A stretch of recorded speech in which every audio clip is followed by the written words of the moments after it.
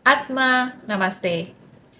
Halo teman-teman, apa kabar semuanya? Saya Ivani Chandra, ketemu lagi kita. Semoga semuanya tetap sehat dan dalam lindungan Tuhan, penuh dengan berkat dan kelimpahan. Hari ini kita lanjutin lagi bahas tentang cakra-cakra, fungsinya apa sih dan manfaatnya bagi tubuh seperti apa.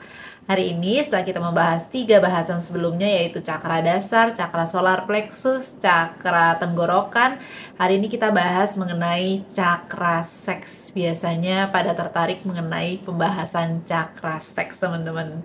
Kita lihat fungsi apa sih yang dipunyai oleh cakra seks, baik secara spiritual, psikologi, dan fisiologi.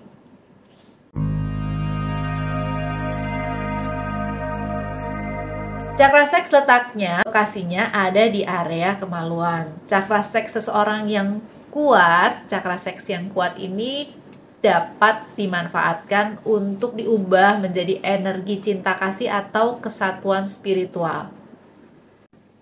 Energi pada cakra seks sangat baik jika ditransmutasikan. Transmutasi adalah proses untuk menaikkan energi seks pada cakra-cakra atas, atau istilahnya memberi makan cakra-cakra atas menggunakan energi seks ya yang ada pada cakra seks. Ketika dinaikkan energi seks dari cakra seks ini naik ke cakra jantung, akan dirubah menjadi energi cinta kasih.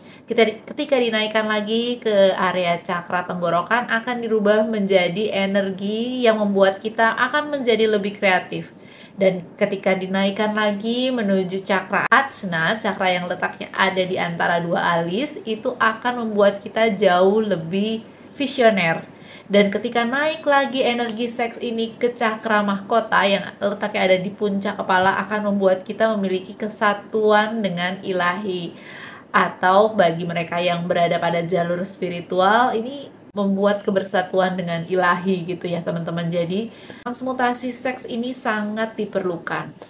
Mungkin bagi sebagian teman-teman sudah mendengar apa itu transmutasi seks ya teman-teman.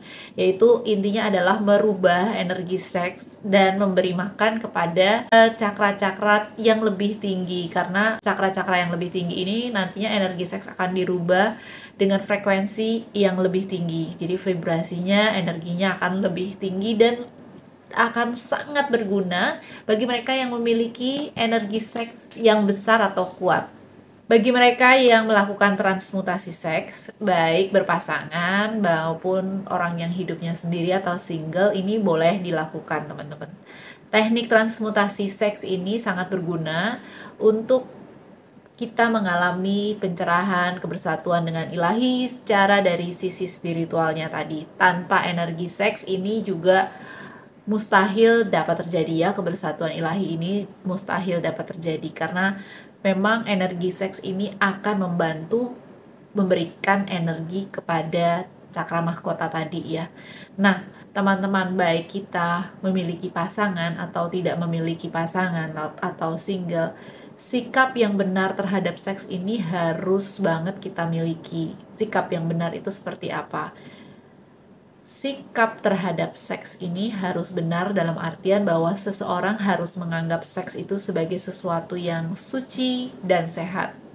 Karena seks itu memang sangat dibutuhkan dan itu tidak tabu. Beberapa orang, beberapa sekte atau beberapa orang yang mengalami gangguan seks atau trauma itu biasanya menganggap seks itu sebagai sesuatu yang kotor, menganggap seks itu sebagai sesuatu yang berdosa sehingga ditekan. Nah, ini sangat berbahaya bagi mereka yang berpandangan seperti itu karena nantinya akan berakibat tidak baik dan akan bermanifestasi kepada kesehatan. Teman-teman, salah satu cara untuk memberi makan sel-sel otak yang berasal dari energi seks itu yaitu dengan cara melakukan secara rutin setiap hari dengan menggunakan metode Super Brain Yoga. Super Brain Yoga adalah salah satu teknik yang dikembangkan oleh guru kami, Grandmaster Choa Kok Sui, yang dapat kalian pelajari juga pada workshop-workshop yang diadakan oleh Indonesia Pranic Healing atau lembaga Pranic Healing di mana saja kalian berada.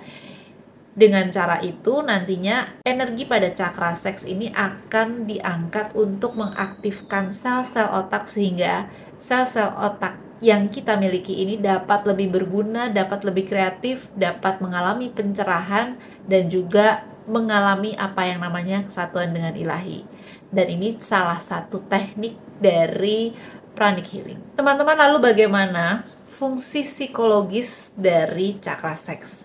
Seseorang yang memiliki cakra seks yang kuat tentunya secara fisik memiliki dorongan seks yang sangat besar ya teman-teman.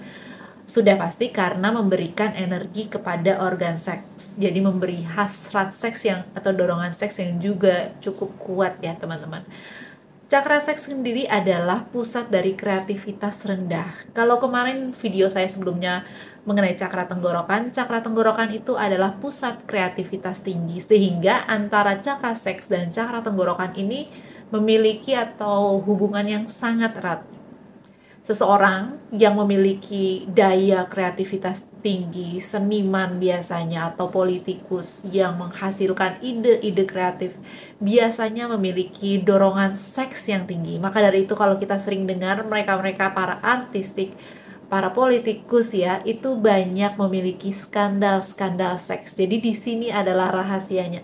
Karena bagi mereka yang memiliki kreatif tinggi biasanya tidak mungkin seseorang itu impoten atau memiliki hasrat seks yang rendah karena memang dorongan atau cakra seks seseorang yang memiliki kreativitas tinggi itu pasti cakra seksnya kuat ya teman-teman.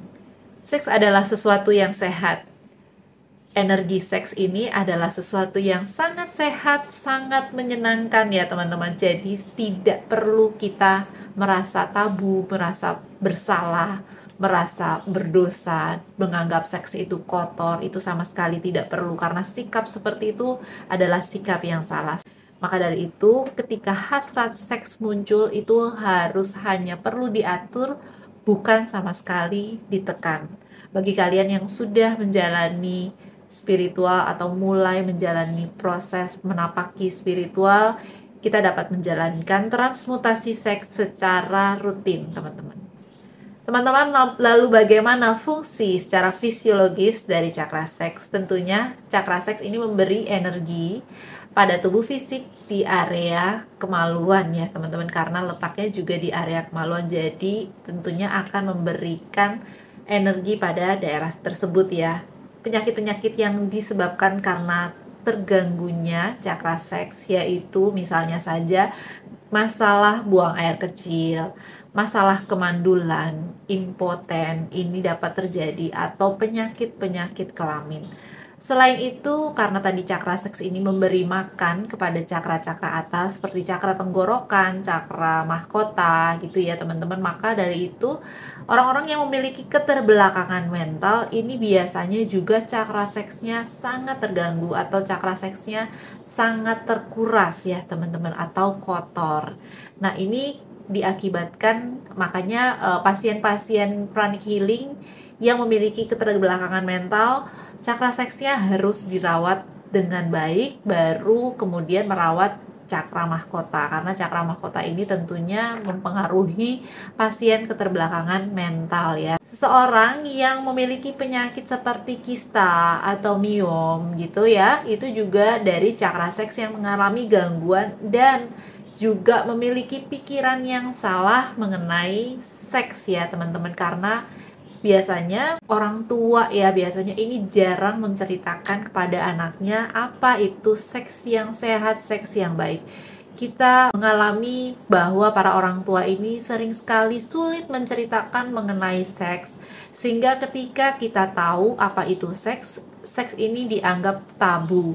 Dan pada akhirnya ketika itu dilanjutkan, seseorang yang memiliki pikiran yang salah tentang seks lama-kelamaan akan bermanifestasi menjadi penyakit seperti yang tadi saya sebutkan, miom, ada kista, atau kesulitan punya anak atau mandul seperti itu teman-teman. Atau seseorang yang pernah mengalami trauma atau dilecehkan secara seks ini juga dapat bermanifestasi menjadi penyakit seks atau penyakit kelamin. Teman-teman, tadi adalah 3 manfaat dari cakra seks, yaitu fungsinya sebagai fungsi spiritual, sebagai fungsi psikologis, dan sebagai fungsi dari fisiologis. Ternyata manfaat dari cakra seks ini sangat banyak ya.